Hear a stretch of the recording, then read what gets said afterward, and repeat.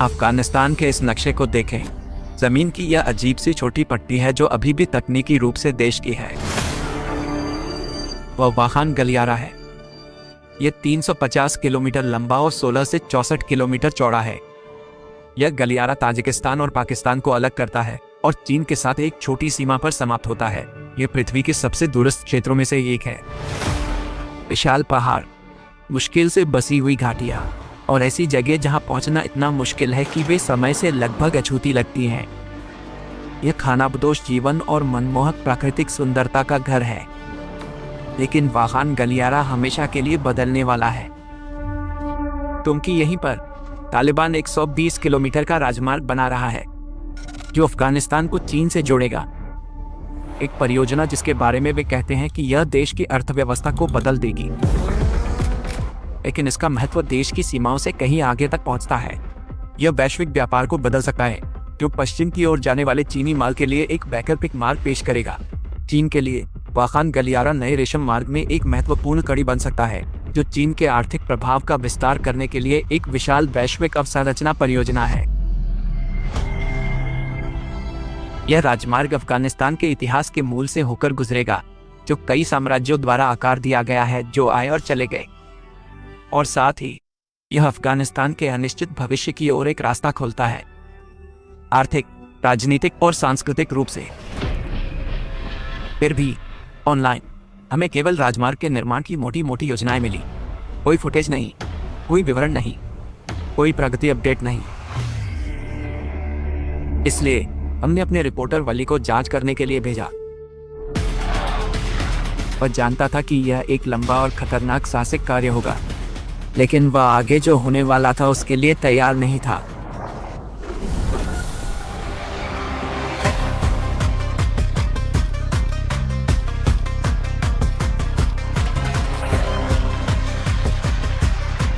शांति को सुनो।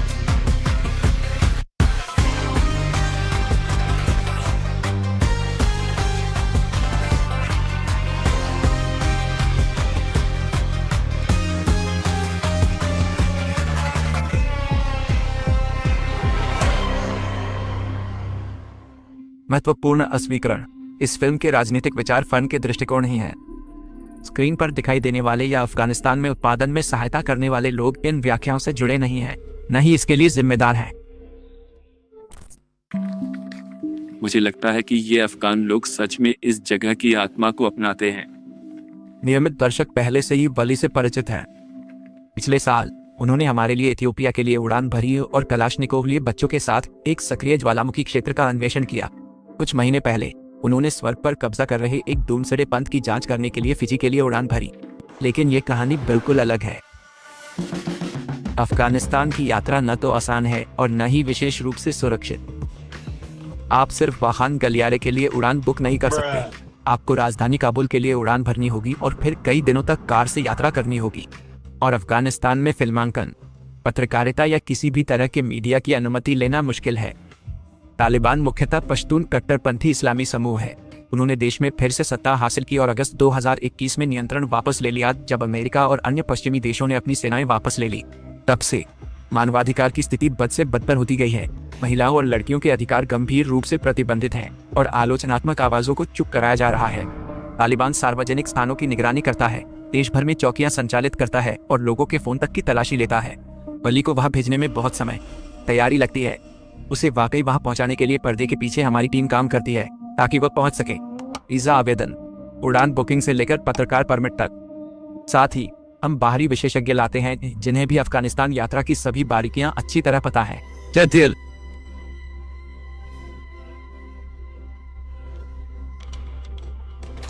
यात्रा के कुछ हिस्से कई हजार मीटर की ऊंचाई तक जाते हैं, जिसका मतलब है कि ऊंचाई की बीमारी एक वास्तविक जोखिम है। अफगानिस्तान की अपनी वास्तविकता भी है। अस्थिर, सिग्नल रहित, कठिन वाखान, अकेले, साफ पीने का पानी मिलना मुश्किल है और अगर कुछ गलत हो जाता है तो उचित चिकित्सा देखभाल दिनों दूर हो सकती है। यही कारण है कि वली अकेले यात्रा नहीं करता है। उसके साथ एक फील्ड प्रोड्यूसर और एक मेडिक है और उनके साथ चिकित्सा और आपातकालीन उपकरणों से भरा 50 किलो का सामान आता है।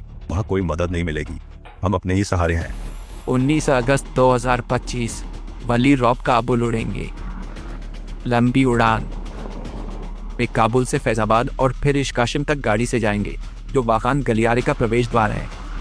तालिबान के अनुसार नवनिर्मित 120 किलोमीटर की राजमार्ग परियोजनाएं यहां से दक्षिण पूर्व में बाजाई गोमबाद तक चीन की सीमा तक जाती है। लेकिन इससे पहले कि वे सड़क पर निकलें, आइए अफगानिस्तान पर करीब से नजर डालें। यह देश दक्षिण मध्य एशिया में लगभग 6,50,000 वर्ग किलोमीटर में फैला है और इसकी आबादी लगभग 4.3 करोड़ है। अधिकांश अफगान ग्रामीण क्षेत्रों में रहते हैं, हालांकि काबुल जैसे प्रमुख शहरी केंद्र भी हैं। जब हम अफगान लोगों की बात करते हैं तो यह समझना जरूरी है कि अफगानिस्तान एकरूप नहीं है। ये कई जातीय समूहों और संस्कृतियों का घर है। तारी और पश्तो 2 आधिकारिक भाषाएं हैं, लेकिन इसके कई क्षेत्रों में कई अन्य भाषाएं भी बोली जाती हैं। अफगानिस्तान खानाबदोश समुदायों का भी घर है। पाकी और किर्गिज जैसे समूह पीढ़ियों से वाखान कॉरिडोर की दूर दराज की ऊंची घाटियों में रहते आए हैं। अफगानिस्तान स्थलरुद्ध पड़ोसी Pakistan, Iran, Turkmenistan, Uzbekistan, Tajikistan, चीन अपने स्थान के कारण जिस भूमि को अब हम अफगानिस्तान कहते हैं, वह लंबे समय से दुनिया की महाशक्तियों के लिए रुचि का विषय रही है। इतिहास में अफगानिस्तान पर बार बार विजय प्राप्त की गई है। सिकंदर महान और चेस खान द्वारा, तुर्क विजेता तैमूरलंग, मुगल सम्राट बाबर, साथ ही तुर्क, पूर्ण, फारसी, अरब और अनगिनत अन्य साम्राज्य आए और गए। कुछ दशकों तक रहे, अन्य सदियों तक। फिर भी कोई भी महाशक्ति अफगानिस्तान पर स्थायी रूप से कब्जा नहीं कर सकी। इसी वजह से इसे अक्सर साम्राज्यों का कब्रिस्तान कहा जाता है। 19वीं सदी में अंग्रेज आए और अफगानिस्तान ग्रेट ब्रिटेन और रूस के बीच एक प्रतिद्वंद्विता का मंच बन गया, जिसे द ग्रेट गेम के नाम से जाना जाता है। इस प्रतिस्पर्धा ने इस क्षेत्र का नक्शा फिर से बना दिया। वाखान कॉरिडोर ब्रिटिश और रूसी साम्राज्यों को अलग करने वाले एक संकीर्ण बफर जोन के रूप में उभरा।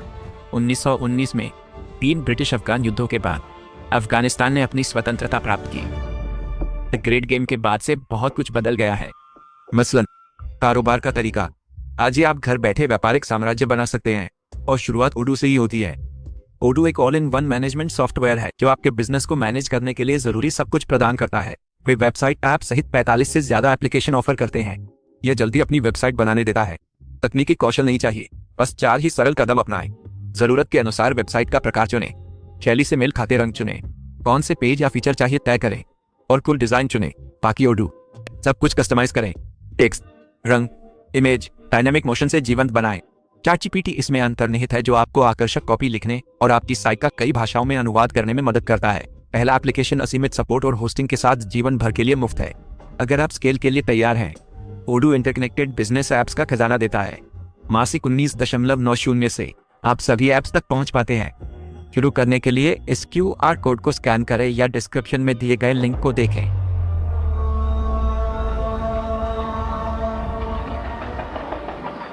काबुल छोड़ने से पहले वाली को यह सुनिश्चित करने के लिए एक के बाद एक मंत्रालय जाना पड़ता है कि हम राजमार्ग की फिल्म बना सकें। पहला पड़ाव विदेश मंत्रालय है। यहाँ सब कुछ सुचारू रहा। हमें परमिट मिल गए, हम बदख्शां जा सकते हैं और वहाँ फिल्म बना सकते हैं। परमिट एक साधारण चेतावनी के साथ सौंपा जाता है, बस अपने एजेंडे पर बने रहे और आप ठीक रहेंगे। दोपहर रात के 1 बजे तक यात्रा शुरू हो जाती है। राजधानी की भीड़ भाड़ वाली सड़कों को पीछे छोड़कर वे सलंग दर्रे की ओर बढ़ते हैं। उत्तरी अफगानिस्तान पहुंचने के लिए वे लगभग 3,400 मीटर की ऊंचाई पर 2.6 किलोमीटर लंबी सुरंग से होकर गुजरते हैं। यही कुख्यात सलंग सुरंग है। दूसरी तरफ मिलते हैं। यह सुरंग अफगानिस्तान ने नहीं बल्कि सोवियत संघ ने बनाई थी। ये उनके आक्रमण की एकमात्र याद नहीं है। रेगिस्तान में सोवियत टैंकों का एक विशाल कब्रिस्तान है जो एक भयानक युद्ध के अवशेष हैं। 1979 में सोवियत संघ ने अफगानिस्तान में सेना भेजी। उन्होंने कम्युनिस्ट विरोधी मुस्लिम गुरिल्लाओं के खिलाफ संघर्ष में अफगान कम्युनिस्ट सरकार का समर्थन करने के लिए देश के गृह युद्ध में हस्तक्षेप किया। शुरू में सोवियत संघ ने केवल एक छोटे हस्तक्षेप की योजना बनाई थी, लेकिन युद्ध 9 लंबे सालों तक चला। अफगानिस्तान शीत युद्ध के प्रमुख युद्ध क्षेत्रों में से एक बन गया। काबुल में कम्युनिस्ट सरकार को मॉस्को का समर्थन प्राप्त था। दूसरी ओर अमेरिका ने मुजाहिदीन को पैसा और हथियार मुहैया कराए। वे मुस्लिम गुरिल्ला थे जो सोवियतों का प्रतिरोध कर रहे थे। सोवियत सेना को भारी नुकसान हुआ और वह देश पर नियंत्रण हासिल करने में विफल रही। 1988 तक मॉस्को ने अपनी सेना वापस बुलानी शुरू कर दी, लेकिन लड़ाई खत्म नहीं हुई। सोवियत संघ और अमेरिका दोनों ने संघर्ष में अपने सहयोगियों का समर्थन करना जारी रखा। 1992 में शासन ढह गया और अफगानिस्तान फिर से गृहयुद्ध में घिर गया। 4 साल बाद कट्टरपंथी इस्लामिक तालिबान ने काबुल में सत्ता पर कब्जा कर लिया और अफगानिस्तान के इस्लामिक अमीरात की घोषणा कर दी। वाखान जाते गाड़ी समस्याएं, पंक्चर, खराबी, गलत ईंधन। हवा चल रही है, धूल उड़ रही है, ठंड बढ़ रही है और हमारा टायर पंक्चर हो गया है। क्या ही शानदार शुरुआत।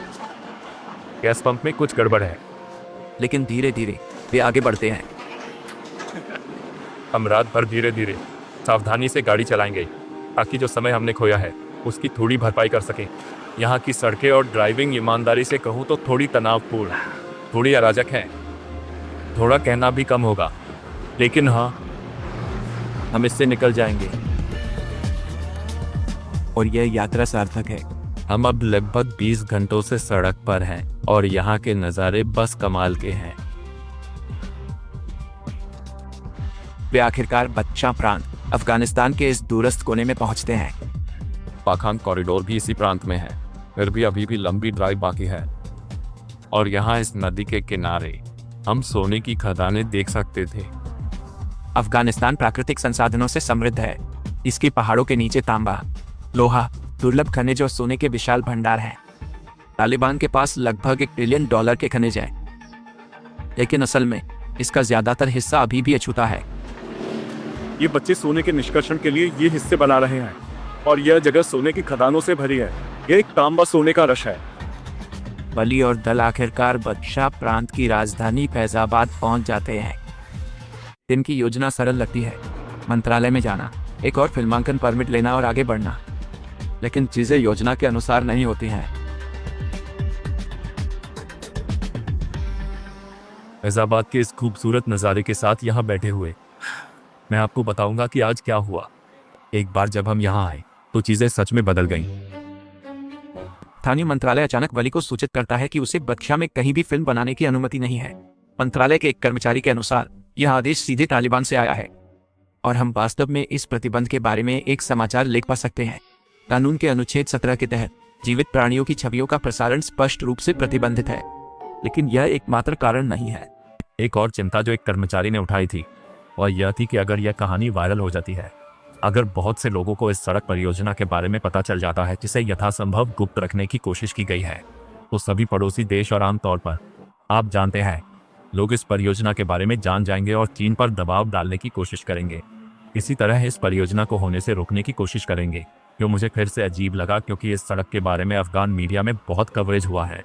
यह वास्तव में कितनी दूर तक है या फोटो सामग्री के बारे में बहुत सटीक जानकारी नहीं है, लेकिन लगता है कि इस परियोजना को साझा करने में निश्चित रूप से गर्व महसूस किया जा रहा है। तो यह सब हमारे लिए बहुत भ्रमित करने वाला है। फिर अचानक मंत्रालय के निदेशक का फोन आता है। लगता है उसे अनुमति मिल गई। सख्त शर्तों के तहत फिल्मांकन की अनुमति दी जाती है। वली और दल को वाखान कॉरिडोर के वन्यजीव क्षेत्र में प्रवेश करने की अनुमति नहीं है। पाक सीमा के पास जाना मना, चीन सीमा जाना मना। ठीक वही इलाका जहां राजमार्ग दोनों देशों को जोड़ रहा है, उन जरूरी जगहों में से एक है जहां जाने की हम योजना बना रहे हैं।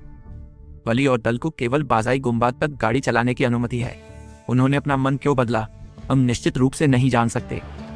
वली और दल के पास खुद को ढालने के अलावा कोई और विकल्प नहीं है। हम अभी भी हमारे पास मौजूद अनुमतियों का उपयोग करेंगे और यह देखने की कोशिश करेंगे कि हम क्या हासिल कर सकते हैं। और वह डगमगाता नहीं है। हाथ में कैमरा लिए वह आगे बढ़ता है, अफगानिस्तान के ऐसे दृश्यों को कैद करता है जो आपने शायद पहले कभी नहीं देखे होंगे। ठीक है, यही है आखिरी चेक पॉइंट और अब हम आधिकारिक तौर पर वाखान में हैं। यहाँ बहुत हवा चल रही है। पहले 80 किलोमीटर नीचे जाने में हमें लगभग 5.5 घंटे लगे और हम खानदुत पहुंचे, जो वाखान का प्रशासनिक गांव है। अगले कुछ दिनों में यह यात्रा उसे फैजाबाद की हलचल भरी सड़कों से गरजती नदियों के किनारे ले जाती है। यह कैसे चलेगा?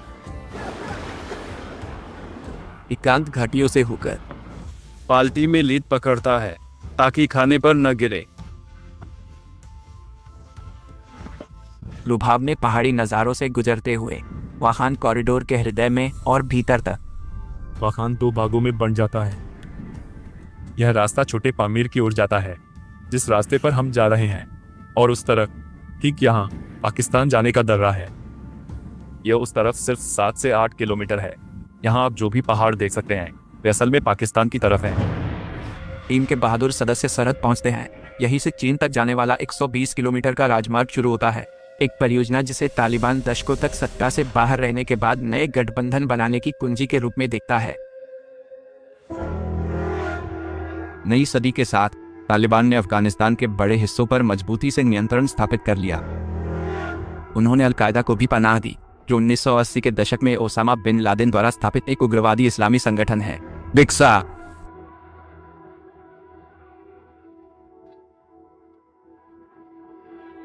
सितंबर 2001 तक यह दुनिया भर में जाना जाने वाला एक आतंकवादी संगठन बन गया था। इन बुरे कामों के पीछे जो लोग हैं उनकी तलाश जारी है। मैंने हमारी खुफिया और कानून प्रवर्तन एजेंसियों के समूचे संसाधनों को जिम्मेदार लोगों को खोजकर उन्हें न्याय के कटघरे में लाने के लिए निर्देशित किया है। जवाब में अमेरिका ने अल-कायदा का पीछा करने और तालिबान सरकार को गिराने हेतु सैन्य अभियान शुरू किया और अफगानिस्तान पर आक्रमण कर दिया। न्यूयॉर्क और वाशिंगटन पर हमलों के 26 दिन बाद अमेरिका और ब्रिटेन ने ओसामा बिन लादेन और तालिबान शासन के खिलाफ सैन्य अभियान शुरू कर दिया है। 2001 के अंत तक तालिबान को काबुल से बेदखल कर दिया गया था। संयुक्त राष्ट्र ने अफगानिस्तान में एक नई राजनीतिक शुरुआत का आह्वान किया और नाटो सहयोगियों ने देश को स्थिर करने के प्रयासों में साथ दिया। दृढ़ समर्थन मिशन के हिस्से के रूप में 36 नाटो और साझेदार देशों के लगभग 10,000 सैनिक अफगानिस्तान में तैनात थे। वे यहाँ कथित तौर पर अफगान सुरक्षा बलों और संस्थानों को प्रशिक्षित करने, सलाह देने और सहायता करने के लिए रुके, ताकि अफगानिस्तान फिर कभी आतंकवाद के लिए सुरक्षित पनाहगाह न बने। लेकिन सैन्य अभियानों के साथ साथ सैनिकों द्वारा किए गए दुर्व्यवहार और युद्ध अपराधों, नागरिकों की हत्याओं की अनगिनत रिपोर्टें आती हैं, जिन्हें अक्सर नजरअंदाज किया गया, छिपाया गया या जिनकी कभी ठीक से जांच नहीं की गई। और 20 वर्षों की अंतर्राष्ट्रीय उपस्थिति के बावजूद अफगानिस्तान में राजनीतिक स्थिति अस्थिर बनी रही।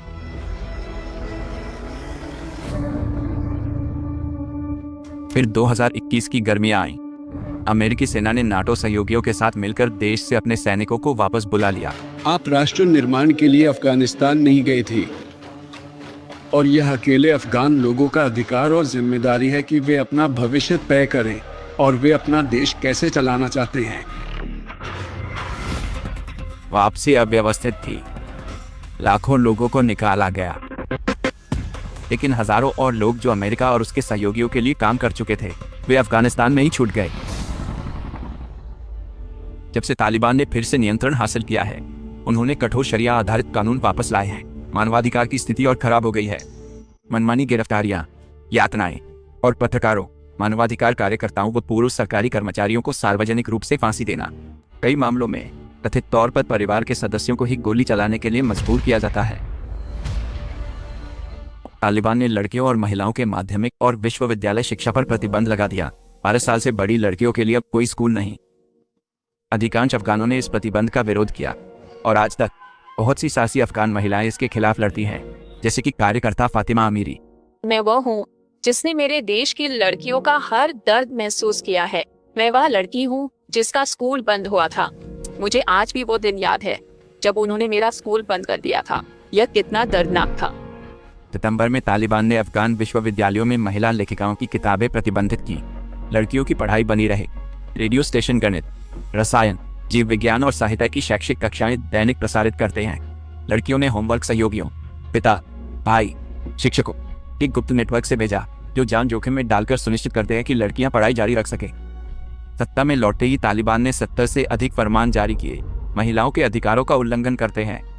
मैंने अनगिनत महिलाओं से और पाकिस्तान व ईरान से निकाले गए लोगों से बात की है, और वे आपको बताएंगे कि वे निराश हैं कि उनके लिए जीवन इतना चुनौतीपूर्ण कभी नहीं रहा, कि तालिबान की वापसी ने उनके सपनों को कुचल दिया है। ये है रिक नोआक, वाशिंगटन पोस्ट के अफगानिस्तान ब्यूरो चीफ। उन्होंने 2024 में वाखान गलियारे की यात्रा भी की। महिलाओं को सार्वजनिक रूप से अपनी आवाज उठाने या हंसने की भी अनुमति नहीं है। जहां तक मिलने की जगहों का सवाल है तो ज्यादा कुछ बचा नहीं है। तालिबान ने ब्यूटी सैलून बंद कर दिए हैं, जो महिलाओं के लिए स्कूल या विश्वविद्यालय में छठी कक्षा से ऊपर पढ़ने पर प्रतिबंध लगने के बाद मिलने जुलने की मुख्य जगहों में से एक हुआ करते थे। नुआक कहते हैं, कई अफगान महिलाओं के लिए इंटरनेट अंतिम जगह रही जहां अब भी आज़ादी महसूस कर पाती थी। उनमें से कई लोग बात करने को AI चैटबॉट्स का सहारा लेते हैं क्योंकि उनके पास कोई और नहीं है। वे ऑनलाइन कोर्स अब भी करने की कोशिश में हैं, इसलिए बहुतों ने यही तरीका अपनाया है। पर पिछले कुछ हफ्तों में हमने जो देखा है, इस बात के बढ़ते संकेत मिल रहे हैं कि तालिबान इंटरनेट तक पहुंच को प्रतिबंधित करना चाहता है। सितंबर में तालिबान ने अनैतिकता को रोकने के लिए देश में 48 घंटों के लिए इंटरनेट बंद कर दिया। बहुत सी महिलाओं के लिए जो इसे आखिरी जीवन रेखा के रूप में दिखती थी, यह विशेष रूप से विनाशकारी रहा है। अफगानिस्तान अलग थलग, सब गए।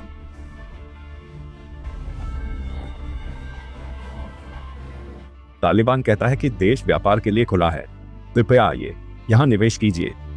वे अपने देश को निवेशकों के स्वर्ग के रूप में बेचने की कोशिश कर रहे हैं, लेकिन हकीकत यह है कि बहुत से देश निवेश करने में हिचकिचा रहे हैं। वे अभी भी महत्वपूर्ण जोखिम देखते हैं। अफगानिस्तान की अर्थव्यवस्था ढह गई है और बेरोजगारी बहुत ज्यादा है। न्यूयॉर्क टाइम्स के अनुसार आबादी से ज्यादा आबादी मानवीय सहायता पर निर्भर है। इसके अलावा 2025 में ही 20 लाख से अधिक अफगान पाकिस्तान ईरान से घर लौटने को मजबूर हुए। दोनों देश अफगान शरणार्थियों और प्रवासियों के साथ सख्त हो गए हैं और इस अकेलेपन में चीन मदद का हाथ बढ़ा रहा है। यह उन कुछ अंतर्राष्ट्रीय भागीदारों में से एक के रूप में आगे आया है जो अभी भी अफगानिस्तान के साथ जुड़े हुए हैं। चीन अफगानिस्तान का सबसे बड़ा निवेशक बन गया है। 2023 के अंत तक चीन उनके आयात का तीसरा सबसे बड़ा आपूर्तिकर्ता था। चीन ने अफगानिस्तान में राजदूत भी नियुक्त किया है और बीजिंग के पास दिलचस्पी लेने के कारण है। अफगानिस्तान तांबे, लिथियम और दुर्लभ खनिजों के विशाल अछूते भंडारों पर बैठा है। ये चीन के लिए रणनीतिक रूप से महत्वपूर्ण है। चीन पाकिस्तान आर्थिक गलियारे यानी CPEC तो अफगानिस्तान तक बढ़ाने पर विचार कर रहा है। CPEC मूल रूप से चीन और पाकिस्तान से होकर गुजरने वाला एक विशाल व्यापार और बुनियादी ढांचा मार्ग है। अफगानिस्तान में विस्तार देश को नए व्यापार और पारगमन मार्गों से जोड़ेगा। यह सब बेल्ट एंड रोड पहल के तहत है, जिसे न्यू सिल्क रोड के नाम से भी जाना जाता है। यह चीन की विशाल वैश्विक बुनियादी ढांचा परियोजना है। नए सिल्क रोड के साथ देश व्यापार मार्गों का विस्तार करना और अपने राजनीतिक और आर्थिक प्रभाव को बढ़ाना चाहता है। यह मार्ग एशिया, अफ्रीका और यूरोप को जोड़ने के लिए ज़मीन और समुद्र दोनों से होकर गुजरते हैं और अमेरिका इससे खुश नहीं है। अमेरिका फिलहाल चीन के साथ व्यापारिक युद्ध में है। राष्ट्रपति डोनाल्ड ट्रंप अपने देश के समुद्री प्रभाव का विस्तार करने और चीन के बंदरगाहों के वैश्विक नेटवर्क को कमजोर करने पर काम कर रहे हैं। यही कारण है कि वाहन गलियारे जैसे भूमि मार्ग चीन को अपनी पहुंच का विस्तार करने के लिए पश्चिम की ओर एक और मार्ग दे सकते हैं। तालिबान के लिए यह एक बड़ी जीत होगी। वाहन गलियारा वास्तव में आर्थिक आशा का प्रतीक है, इस उम्मीद का कि वे अपने देश को, जो वर्तमान में आर्थिक और राजनीतिक रूप से काफी अलग थलग है, एक पारगमन देश में बदल सकते हैं। इसलिए उन्होंने 5000 मीटर की ऊंचाई पर राजमार्ग बनाने का फैसला किया। इस परियोजना पर $50 लाख की लागत आने का अनुमान है। तालिबान अधिकारियों के अनुसार यह सड़क जनवरी 2024 में बनकर तैयार हो गई थी। वली और उसके साथी अब अपनी मंजिल के करीब हैं और पामीर के जीवन में घुल मिल रहे हैं, लेकिन ज्यादा ऊंचाई का असर उन पर पड़ रहा है। मुझे ये जगह जितनी पसंद है, ऊंचाई का असर भी उतना ही महसूस हो रहा है। मेरा मतलब है, रात में अजीब सपने आते हैं। कभी कभी आधी रात को जाग जाता हूँ और लगता है कि सुबह हो गई है। सांस लेने में तकलीफ और मेरे होंठ पड़ रहे हैं। और कुछ क्रू सदस्य लगातार सिरदर्द की शिकायत करते हैं। तो हाँ, यही 4000 मीटर से ज्यादा की ऊंचाई पर रहने की हकीकत है। कल सुबह वे आखिरी कुछ किलोमीटर बजाई गुम्बाद तक गाड़ी चलाएंगे। सुबह के 4:30 बजे बज रहे हैं और हम पामीर से निकलने वाले हैं। यह तरफ वहां की ओर वापस जाती है और इस तरफ हमारे लिए फिल्म बनाना या वहां जाना पूरी तरह से सख्त मना है, क्योंकि यही चीन जाने का रास्ता है, बाहजीर दर्रे का रास्ता। वली और क्रू को यहां से आगे यात्रा करने की अनुमति नहीं है। रास्ते में उन्हें तालिबान द्वारा रोक लिया जाता है, जो उनके सारे सामान की जांच करते हैं। उन्हें चीन के साथ सीमा तक जाने की अनुमति नहीं थी, लेकिन हमें फिर भी कुछ प्रत्यक्ष फुटेज मिल गई। हम यह नहीं बता सकते कि कैसे। यहाँ हम सीमा के चीनी हिस्से का नज़ारा देखते हैं। एक लंबी हरी बाड़ 2 पहाड़ों के बीच की घाटी को काटती है, जिस पर छोटे छोटे चीनी झंडे लगे हैं। इसके पीछे कंटीले तारों की परत दर परत बिछी है। पहाड़ पर एक कैमरा लगा है और ठीक उसके पीछे एक छोटी सी पहरेदार चौकी है। तालिबान द्वारा बनाया गया तथाकथित राजमार्ग पक्का नहीं है। यह एक बजरी वाली सड़क है। यह ऐसी जगह नहीं लगती जहां व्यापार फल फूल रहा हो।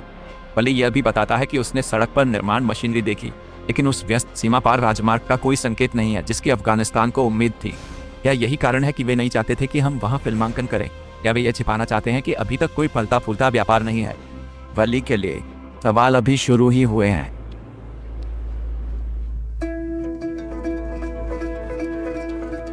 वली गलियारे में रहने वाले लोगों पर राजमार्ग के प्रभाव के बारे में और जानना चाहता है। अक्सर खानाबदोश यहीं आसपास डेरा डाले रहते थे, लेकिन अब वे झील के बिल्कुल दूसरी तरफ है। तो अपने रास्ते में वह 2 खानाबदोश गांवों में रुकता है और वह सीखता है कि इन किर्गिज खानाबदोशों के लिए जीवन सांसें रोक देने जितना सुंदर है, लेकिन बेहद निर्दय भी है।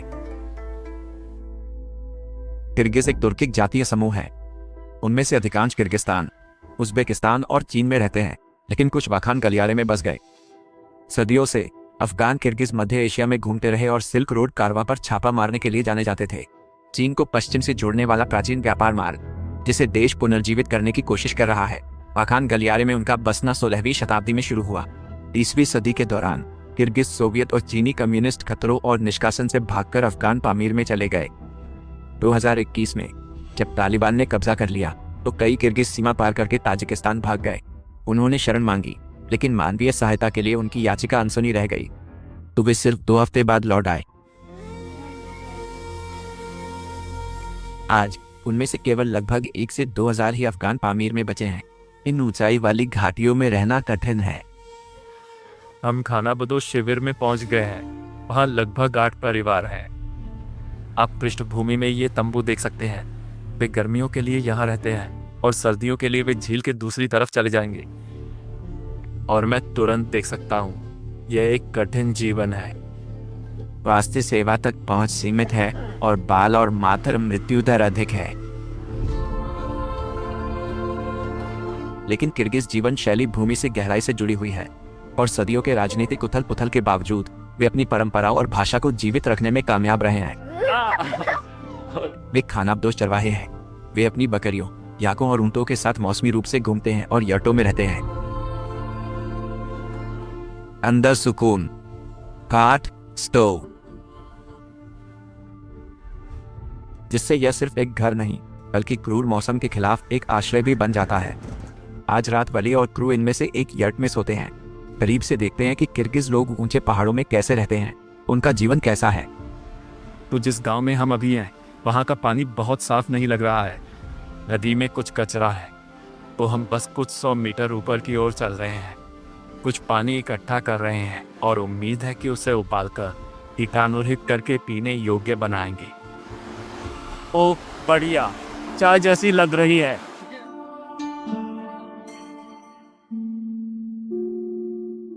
एक सुबह वली बदशाह के 2 शिक्षकों से मिलता है। नई सड़क के कारण वे अब हर गर्मियों में 5 महीने के लिए यहाँ आकर किर्गिज बच्चों को पढ़ा सकते हैं। स्कूल का समय? निश्चित रूप से।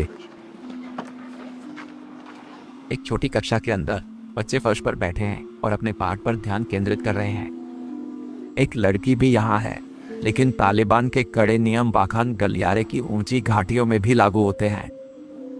उसे शायद केवल 12 साल की उम्र तक ही स्कूल जाने की अनुमति होगी और अफगानिस्तान की अपनी पूरी यात्रा के दौरान वली को किसी भी महिला को फिल्माने की अनुमति नहीं है। पृष्ठभूमि में मैं महिलाओं को याक का दूध दूते हुए देख सकता हूँ। दुख की बात है कि मैं महिलाओं की कोई भी तस्वीर या वीडियो नहीं ले सकता। यह सख्त वर्जित है। किर्गिज गांव का नेता वली को एक स्पष्ट संदेश देता है। उसने मुझसे कहा कि मैं जो चाहूँ उसका वीडियो ले सकता हूँ, लेकिन महिलाओं का नहीं। तो दुखद है क्योंकि सबसे पहले ये महिलाएं अपनी पोशाकों, अपनी शक्ल सूरत में बस सुंदर है, और ऐसा भी लगता है कि रोजमर्रा का ज्यादातर काम महिलाएं ही करती हैं। मेरा मतलब है दूध दोहना, खाना बनाना, गोबर इकट्ठा करना और आग जलाना, चाय बनाना। मुझे लगता है कि याक चराना भी आंशिक रूप से महिलाएं ही करती हैं। यहाँ रहने वाले किर्गिज लोगों के लिए यह हाईवे एक गेम चेंजर है। अजिबोतो वाली को बताता है कि इससे बाहरी दुनिया से एक कनेक्शन खुल गया है। इससे पहले वे सरहद, कंदूद या इश्काशन जैसी जगहों से पूरी तरह से कट गए थे और उन्हें पैदल और अपने जानवरों के साथ यात्रा करनी पड़ती थी।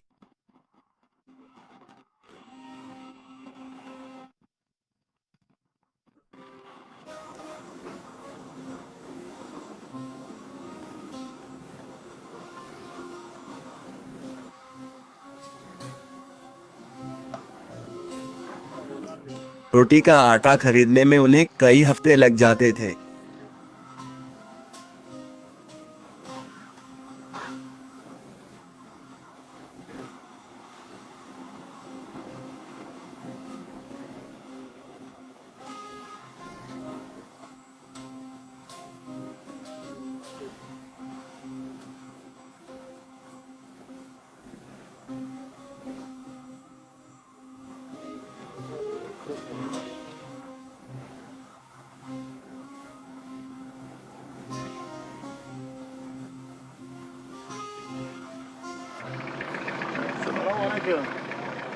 अब व्यापारी अपनी कारों से नियमित रूप से अपना माल बेचने आते हैं। सेब, खरबूजे, पास्ता और सेब, खरबूजे, चावल। यह एक छोटी सी चलती फिरती दुकान है।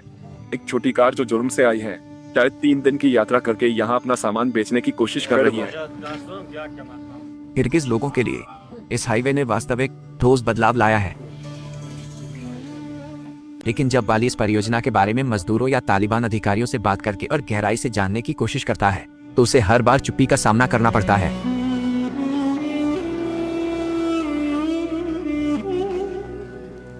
वाली बार बार इंटरव्यू सेट करने की कोशिश करता रहता है। एक समय पर वह हाईवे बनाने वाली निर्माण कंपनी के प्रोजेक्ट मैनेजर से मिलता है। आखिर जवाब पैकते ही मुकरा है। उसने कहा कि वह इंटरव्यू नहीं दे सकता, वह वीडियो पर नहीं आ सकता। वे क्यों नहीं चाहते कि हम उससे बात करें? लेकिन बात यही खत्म नहीं होती। वाली वाखान के जिला प्रमुख से मिलने में कामयाब हो जाता है। पहले ही मिनट से माहौल तनावपूर्ण रहता है। आपका देश नाटो सदस्य,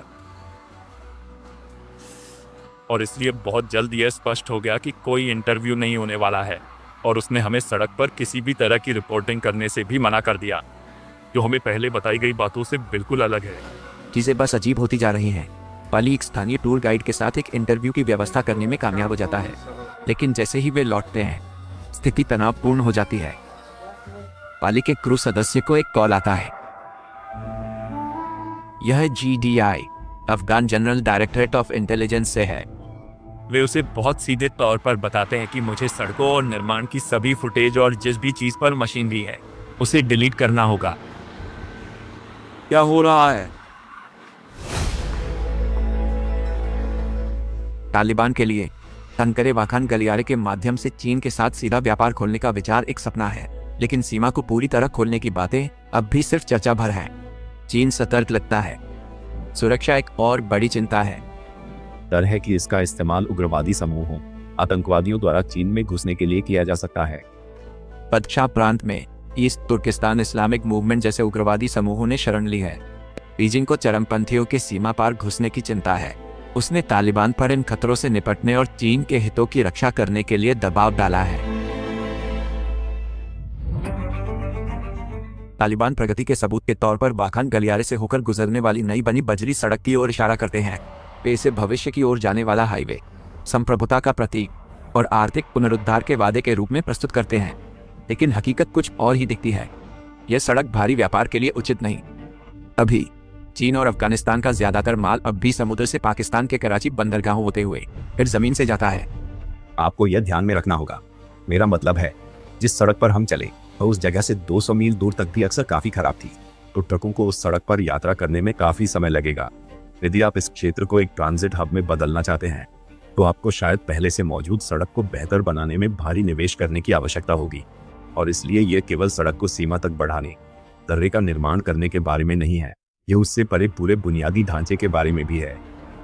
कम से कम अभी के लिए वाखान गलियारे के माध्यम से वैश्विक व्यापार को बदलने का अफगानिस्तान का सपना बस एक सपना ही बना हुआ है।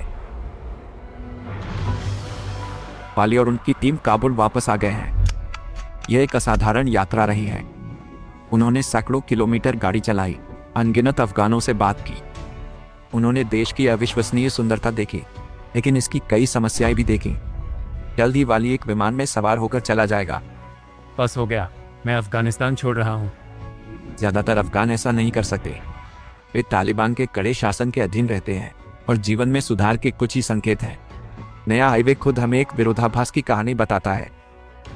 यह प्रगति की ओर एक सड़क लगती है, लेकिन यह एक ऐसे देश में बनी है जहां शासन समय में पीछे जा रहा है। फिर भी उम्मीद है। वाखान कॉरिडोर के लोगों के लिए इस सड़क ने पहले ही जीवन को थोड़ा आसान बना दिया है, और इसके अलावा कई अफगान आर्थिक अवसरों, खुली सीमाओं और भविष्य। यहाँ महिलाएं फिर आजाद। वाह, यहाँ बहुत सारी चीजें हैं। यह काबुल है। यह भारी लग रहा है। देखने के लिए बहुत कुछ है, बहुत कुछ हो रहा है।